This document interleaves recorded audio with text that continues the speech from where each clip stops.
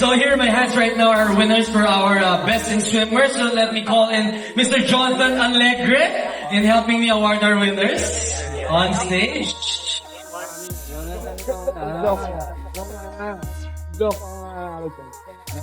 Alright, sorry. We have to move on the side a little bit. Ang hirap nung nasa likod lang sila, di ba? Parang konti na lang tayo. Wala na lang po kung tayo lang. Alright, this is... Aray. Tapos itong matangkad. Jason Friendship. So, number ano? Kaya nga, saan ba ako pwesto? Sa labas? Hindi, alam mo, for the very first time in the history of Summer Bunny's Quest, not only did we have 2 winners kanina, but I will be announcing the winners downstage. Baka gusto mo sumama. Alright, samahan ka rin. Sama na kami. Huwag ka na sumama, nakakahiya naman.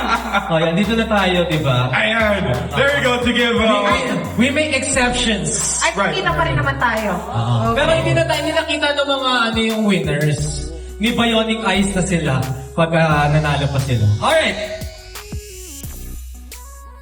So our winner will get to receive 3,000 just in cash. Right. Sash, of course, and of course the gift certificate of being the best in swimwear. Alright! Starting off first. Our best in swimwear when it comes to our babes. Easy time, who's your best?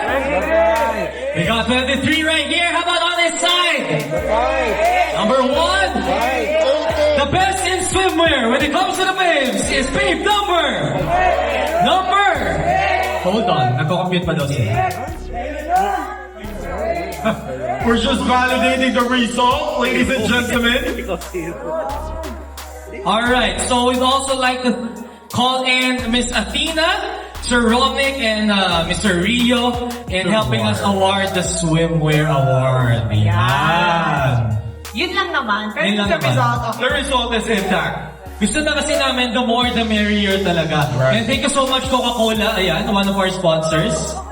Kailangan ko na natang makatikim ng Coca-Cola. Coca-Cola, baka naman.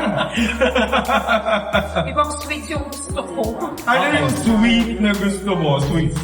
Correct. Actually, yun din naman lagi kong hanap. Same tayo. Oo. Next Ayan. time. Or maybe later. Alright, here we go! Isabel Cinerama Complex, the best in swimwear babe! For Summer Bunny's Quest year 16 is babe number 8, Princess Atisa Sogi! I do believe it's our second award for tonight. So we do have, of course, 2 maids banging in 2 awards. Yes. We have she Jane won, and Princess. She won the Victorian Masquerade, Best in Victorian Masquerade earlier. Like the best, like the first ever award that we gave. Good memory, yeah. Yes. Sharp one. Yes. Thank you so much, Ryan. Once again, she has received 3,000 pesos in cash, sash, and gift certificate. And syempre, meron pa yan from Mogu Mogu.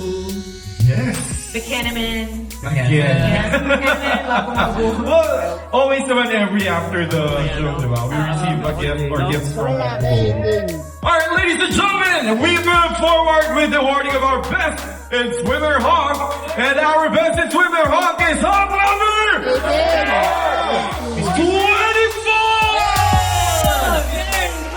Jake Feliciano! There, I can see his name.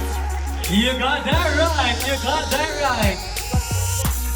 Number 24, Jake Feliciano. Happy New Year. Right. It's a different fight when it comes to gentlemen, no? Every award, iba-iba yung nananalo. Exactly. No? It's a tough competition for them. Kumbaga, all of our awards are equally distributed to all our... Especially to our hawks. That's how tight the competition. Correct. Once again, ladies and gentlemen, a round of applause to our best swimmer hawks in Bay. Thank you so much, Marcus. Alright, and of course, thank you so much to Athena, to Jonathan, Rodnick, and Rio for awarding these. Alright, thank you so much, of course, to Kalimutan yung pangalan. Nasaan na lipat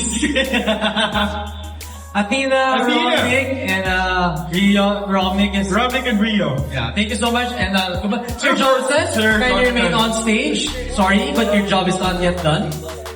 We'd love to see you more there on stage. madaming